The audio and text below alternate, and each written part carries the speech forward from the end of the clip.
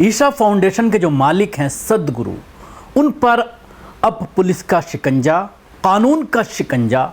कसता हुआ नजर आ रहा है। मद्रास हाई कोर्ट ने 2 बच्चियों के पिता की एक याचिका पर इस पूरे फाउंडेशन के परिसर पर छापेमारी का हुक्म दिया और उन 2 बच्चियों के साथ साथ 6 और महिलाएं हैं जो लापता हैं, उनको तलाश करने का अभियान पुलिस के जरिए चलाया गया और तकरीबन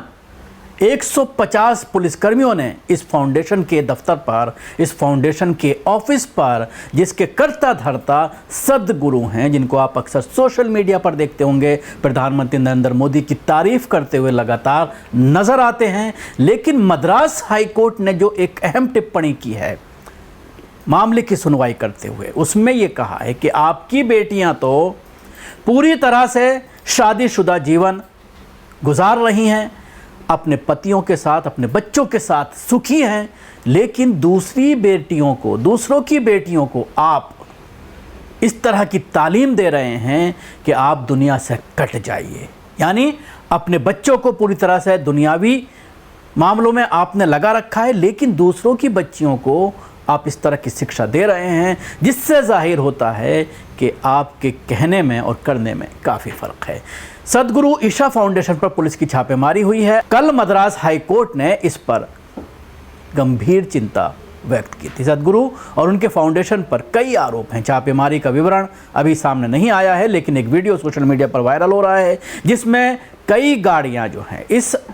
आश्रम के अंदर, उनके आश्रम के अंदर, उनके फाउंडेशन के परिसर के अंदर जाती हुई नज़र आ रही हैं, जिसके बारे में पुलिस अधिकारियों ने ये कहा है कि 150 की टीम जो है बटालियन मंगलवार 1 अक्टूबर को थोंडा मुथुर में ईशा फाउंडेशन के आश्रम में तलाशी अभियान के लिए दाखिल हुआ और वहां पर तलाश अभियान शुरू किया गया। इससे पहले मद्रास हाई कोर्ट ने ईशा फाउंडेशन के खिलाफ दर्ज सभी आपराधिक मामलों पर रिपोर्ट मांगी थी, जिसके बाद ये एक्शन लिया गया है। इंडियन एक्सप्रेस की रिपोर्ट के मुताबिक पुलिस की ओर से चलाए गए तलाशी अभियान में 3 डीएसपी भी शामिल थे। एक वरिष्ठ पुलिस अधिकारी ने बताया है कि अभियान में कैदियों की गहन जाँच और फाउंडेशन के कैमरों की तलाशी पर ध्यान केंद्रित किया जा रहा है।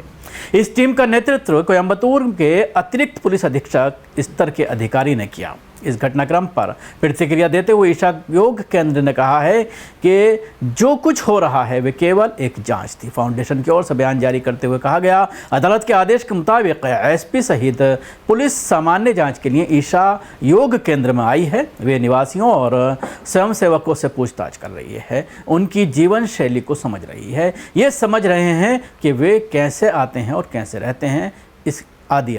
अदालत ने retired professor doctor S Kamraj की दायर याचिका पर सुनवाई करते हुए कोयंबटूर ग्रामीण पुलिस को जांच कर रिपोर्ट दाखिल करने का आदेश दिया था। डॉक्टर एस कामराज ने दावा किया था कि उनकी 2 बेटियां, गीता कामराज 42 साल जिनकी उम्र है और दूसरी बेटी लता कामराज जिसकी उम्र 39 साल है, उनको कोयंबटूर स्थित फाउंडेशन में बंदी बनाकर रखा गया है। उन्होंने आरोप लगाया कि संगठन लोगों का ब्रेन वॉश कर रहा है, उन्हें साधु बना रहा है और उनके परिवार से उनका संपर्क सीमित कर रहा है। अदालत ने ईशा फाउंडेशन के संस्थापक धर्मगुरु जग्गी वासुदेव के जीवन से स्पष्ट विरोधाभास पर सवाल उठाया। जस्टिस एस सुब्रमण्यम और वी विश्वगम ने पूछा कि सद्गुरु जैसा कि जग्गी अपने अनुयायियों के बीच जाने जाते हैं, उनकी अपनी बेटी विवाहित हैं और अच्छी तरह से अपनी ज़िंदगी गुजार रही हैं, उसके साथ ही दूसरी युवतियों को अपने सिर मुंडवाने, सांस्कारिक जीवन का त्याग करने और अपने योग केंद्र में सन्यासी की तरह रहने के लिए क्यों प्रोत्साहित कर रहे हैं। जब कामराज की याचिका में कहा गया कि उनकी 2 बेटियों को कोयंबटूर के वैली अंग्रेजी तहटली के स्थित संगठन के योग केंद्र में उनकी इच्छा के खिलाफ रखा गया है, तो अदालत ने मौजूद दोनों महिलाओं ने कहा है कि वह अपनी इच्छा से वहां रह रही हैं और उन्होंने किसी भी तरह की मजबूरी या हिरासत से इनकार किया है। हालांकि कामराज की बेटियों ने जोर देकर कहा है कि ईशा में उनका रहना स्वैच्छित है, यानी खुद अपनी मर्जी से रह रही हैं, लेकिन जस्टिस सुब्रमण्यम और शिवंगम पूरी तरह से आश्वस्त नहीं थे। जस्टिस शिवंगम ने कार्रवाई के दौरान टिप्पणी की कि हम जानना चाहते हैं कि एक व्यक्ति जिसने अपनी बेटी की शादी कर दी और उसे जीवन में अच्छी तरह से स्थापित स्थापित किया, वे दूसरों की बेटियों को सिर मुंडवाने की जो है वो नसीहत क्यों देता है। याचिकाकर्ता ने व्यक्तिगत रूप से ये प्रस्तुत किया कि हाल ही में एक डॉक्टर के खिलाफ